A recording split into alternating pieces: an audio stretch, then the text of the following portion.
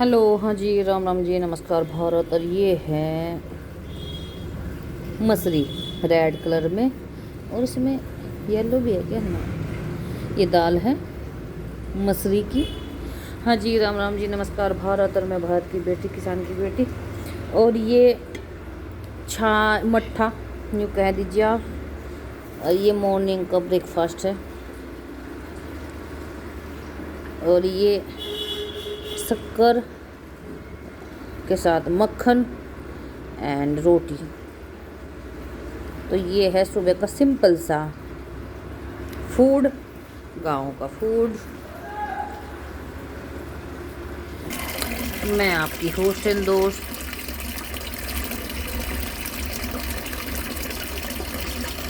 और टैप को बंद कर दीजिए, पानी वेस्ट ना करें, जल को भी बचाएं और प्राकृतिक संसाधनों को भी बचाएं। और मैं भारत की बेटी, किसान की बेटी, आप सभी का हृदय से आभार, अभिनंदन, अभिवादन करते हैं और अपने न्याय की मांग करते हैं।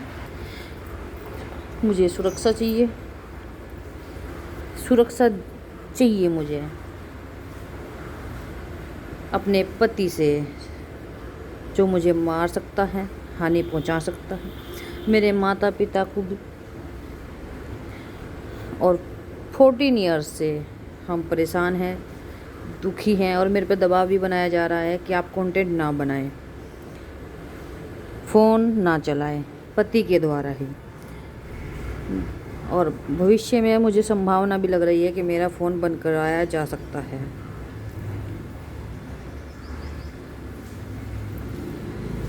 मुझे घर से बाहर ना निकलने देना, मुझे कुछ ना करने देना। मेरे पति के द्वारा मेरे अड़ोस पड़ोस, मेरे चाचा ताया, नेबरहुड, बुआ फूफा, फलाने ठिकाने, इधर उधर सब पे फ़ोन करके बार बार परेशान किया जा रहा है। आलोचना की जा रही है झूठी, सामाजिक रूप से दबाव डाला जा रहा है।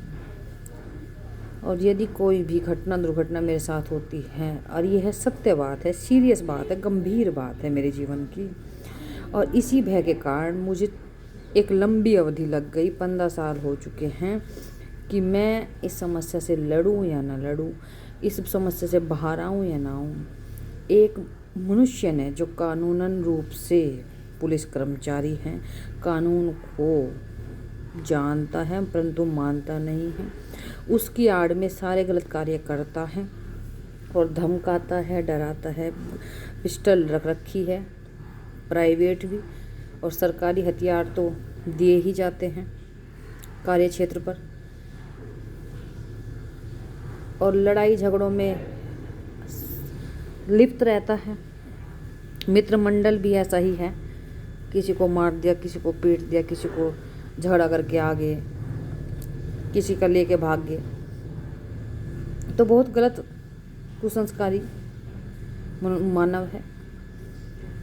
और एक ही बात है, जग को नहीं रहना होता, और इतने खराब रिश्ते में कोई भी बेटी कैसे रहेगी। अंततः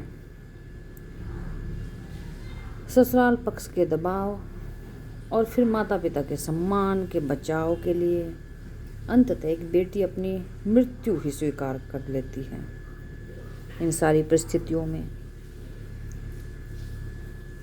क्योंकि ससुराल पक्ष उलझाने में लग रहा है, घुमाने में लग रहा है, दोष लगाने में लग रहा है, नित्य प्रतिदिन आलोचनाएं झूठी करने में लग रहा है। तो सोच कर देखिए, सभी माता पिताओं से निवेदन है, चाहे वे शिक्षित है या अशिक्षित है, अपनी बेटियों का विवाह थोड़ा जांच परख कर करें, ठहर कर करें, और धन को ना देखें, प्रथम मनुष्य को देखें, परिवार को देखें, परिवार की हिस्ट्री को देखें, वहाँ पर किस तरह की बीमारियाँ रही हैं, पीढ़ी दर पीढ़ी में कोई मानसिक बीमारी उनके परिवार में पहले रही हैं या नहीं है। थोड़ी जांच पड़ताल करके देखिए। जीवन भर का सफ़र है, जीवन भर का बंधन है। ये विवाह जो होता है, एक बेटी को जीवन भर पिसना पड़ता है दोनों पक्षों से। यदि पिता समाज के दबाव में आकर अपनी बेटी को अपने घर नहीं रख पा रहा, तो पति इस बात का फ़ायदा उठाकर और भी दबाव डालता है, और पति के कारण ही किसी भी बेटी के साथ ये सारी घटनाएं होती हैं। अगर यदि वह मनुष्य सही नहीं है, उसके संस्कार सही नहीं है, उसकी मानसिकता सही नहीं है, वह मानसिक रूप से स्थिर नहीं है, भावनात्मक रूप से स्थिर नहीं है, वह अव्यवस्थित है, कुसंस्कारी है, कुचलन है, तो एक बेटी का घर जीवन भर ऐसे ही रहेगा और ख़राब ही रहेगा। और सारी स्थितियाँ ख़राब रहेगी जब एक पुरुष ख़राब है, एक पति ख़राब है, कभी कुछ सही नहीं हो पाएगा।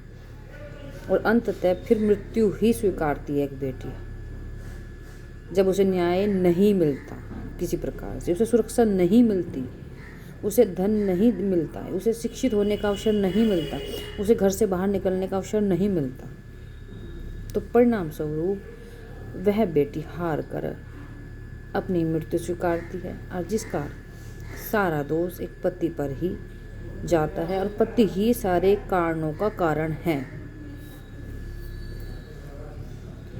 और मेरा निवेदन है उत्तर प्रदेश सरकार के द्वारा कि आप मुझे कुछ ना दिलाएं, मेरी संतान दिलाए, मेरा आज दिलाए, मुझे न्याय दिलाए, मुझे एक भय से मुक्त करे, एक पति से मुक्त करे जो भय दिलाता है, डर भरता है, जो मेरे जीवन का अंत करता है। मुझे सुरक्षा चाहिए, और आपकी बेटी कुछ भी गलत नहीं कर रही है, ना किसी से उसका कैसा भी व्यवहार है गलत, और ना किसी उसकी कोई आस्था नहीं है कि उसके जीवन में कोई अन्यत्र भी किसी प्रकार से वह अपने माता पिता के पास रहना चाहती है, उनकी छत्र छाया में, और कुछ नहीं मांगती।